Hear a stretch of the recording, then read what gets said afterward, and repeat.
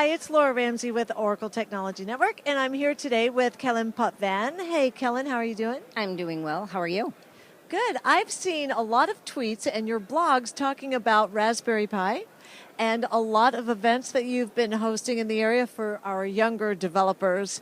So tell me a little bit about what you're doing around our Raspberry Pi and all of your DevOps Children events. So I've been partnering up with DevOps for Kids, Oracle Education Foundation, as well as a couple things for Rocky Mountain Oracle User Group. We have started a Raspberry Pi, we call it a special interest group, called a SIG, and we've been trying to engage the younger generation in how they can become the next technologists. For Oracle or any other arena, technology-wise. This is a big challenge for us. We're finding out that most public schools aren't offering education.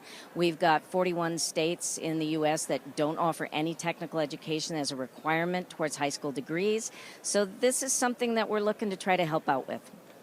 Now, you mentioned the Rocky Mountain User Group, and then you also include a scholarship to some of the children in the area so that they could come to our mug, to some of your training sessions and whatnot, right? Yes, we have a high school that's down in Colorado Springs, and their teacher it tells us how many kids that they have that are interested in going, and then they will bring their students, and they end up kind of splitting it up. One comes one day, one group, and another comes the other day. And we also offer our Stan Yellett scholarships, as well as a special Women in Technology scholarship to those kids. Last year we had Natalie Kellyn, who won it, and she was amazing. She got both scholarships. She was teaching AP robotics to middle schoolers while she was going to high school, and then now goes to college at the School of Mines studying robotics.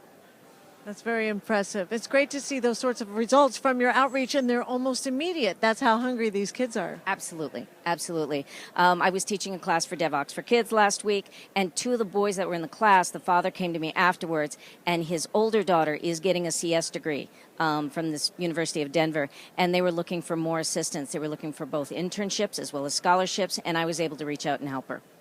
Now, this might catch you off guard, but if any of our audience is interested in pursuing this or hosting some of these events in their regional user groups or their other venues, what's some of the tips you'd like to share for how they could get started? So if you go to meetup.com, you can look up things like Raspberry Pi, Young Generation, Kids Who Code. You're going to come up with groups that are local to your area. DevOps for Kids are in all major cities. Most of your user groups are interested in getting involved in this. You can start an offer to host a special interest group. I always recommend that to people.